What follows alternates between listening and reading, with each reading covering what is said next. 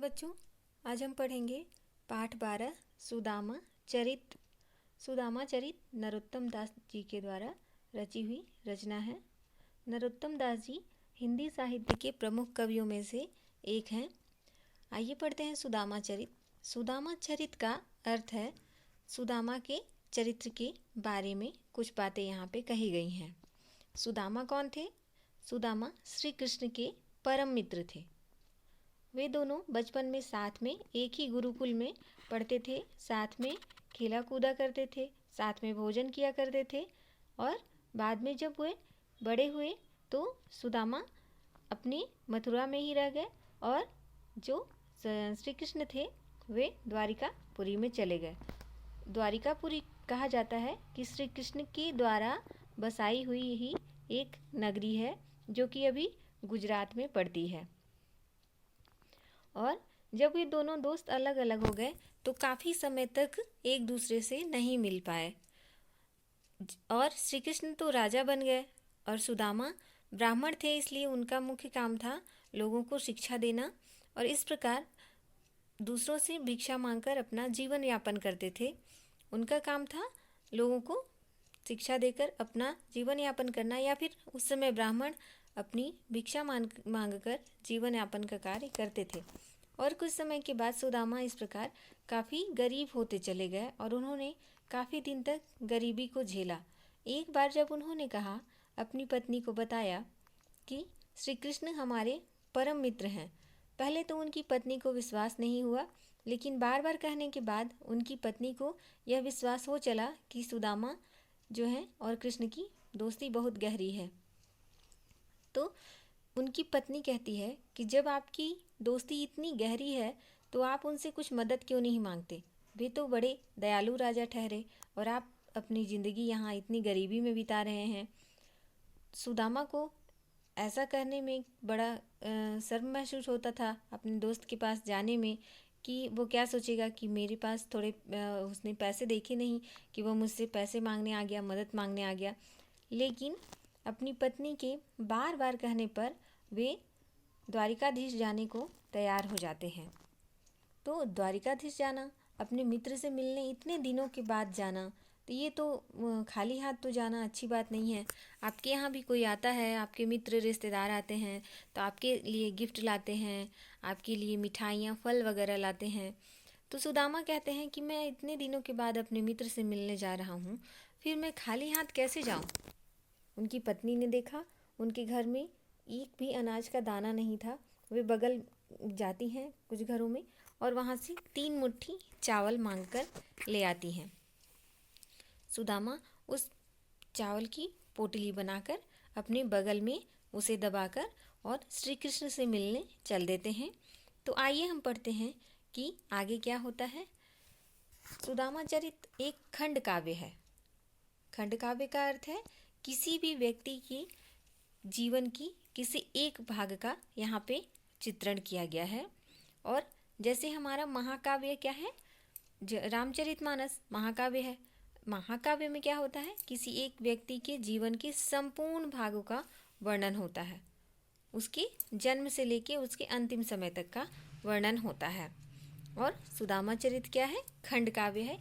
उसमें से कुछ हिस्से को लेकर आपको यहाँ आपके सिलेबस में पढ़ाया जाएगा। शीस पगा न झंगा तन में प्रभु, जाने को आही बसे के ही ग्रामा। धोती फटे सी लटी दुपटी अरु पाए, उपानह को नहीं सामा। द्वार खड़ो द्विज दुर्बल एक, रहियो चकिसो वसुधा अभिरामा।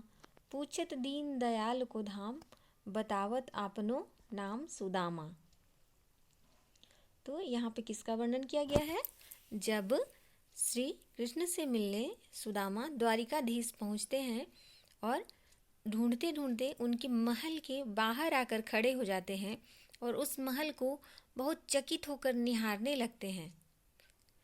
तो वहाँ जो द्वारपाल खड़ा था उससे पूछते हैं, उस द्वारपाल ने पूछा आपको किससे मिलना है? तो वे बोलते हैं कि श्री कृष्ण मेरा मित्र है, मुझे उसी से मिलना है। द्वारपाल ने देखा कि यह ब्राह्मण के वेश में बहुत गरीब व्यक्ति है। पहले तो उसे विश्वास नहीं हुआ कि यह कृष्ण के मित्र हैं, लेकिन फिर वह ब्राह्मण वेश देखकर उन्हें प्रणाम करता है और अंदर में श्री कृष्ण को महल के अंदर यह खबर लेकर जाता है कि द्वार पे कोई आया है। और क्या कहता है देखिए, शीस पगा न झंगा तन में। शीस का अर्थ है यहाँ पे सिर, पगा का अर्थ है पगड़ी, झंगा का अर्थ है कुर्ता, तन का अर्थ है शरीर, बसे मतलब बसना, के ही ग्रामा कौन से गांव में, धोती फटी सी लटी दुपट्टी, फटी सी मतलब फटी हुई धोती, लटी दुपट्टी, दुपट्टा जो है उसका लट बन जाना, मतलब वो सिकुड़ कर लट के समान हो गई है। और पाय उपानह को नहीं सामा, पाय मतलब पैर, उपानह पैर में पहनने का जूता या चप्पल, सामा मतलब समावेश करना, उसको पहनना। द्वार खड़ो द्विज दुर्बल एक, द्विज का अर्थ है ब्राह्मण, दुर्बल कमजोर। रहियो चकिसो वसुधा अभिरामा, चकिसो चकित होना, वसुधा मतलब पृथ्वी धरती।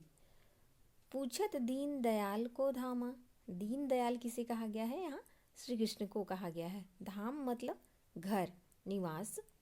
बतावत आपनो नाम सुदामा, आपनो का अर्थ है अपना।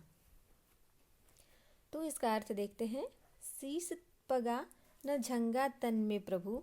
जाकर वो द्वारपाल क्या कहता है कृष्ण से कि हे प्रभु, शीस पगा न झंगा तन में, सिर पे न पगड़ी है न तन पे कुर्ता है।